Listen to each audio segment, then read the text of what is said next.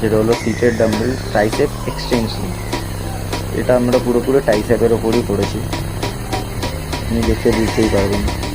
আর যে পয়েন্টটা বলছিলাম, এর দ্বিতীয় পয়েন্ট হলো আপনি গরম জল বা ঠান্ডা জল দুটোর মধ্যে কোনো রকমেরই জল পান করবেন না, তখনই পারবেন নর্মাল ওয়াটার, শুধু নর্মাল ওয়াটার পান করবেন বাস। আর আমার তৃতীয় কথা হলো, কোনো সময় যখনই আপনি জিম করে উঠবেন কোনো দিন গরমটা খাবেন না, ঠিক আছে? এটা আমাদের লাস্ট 7 নম্বর এক্সারসাইজ, এটাই আমাদের লাস্ট বেঞ্চ লিফট।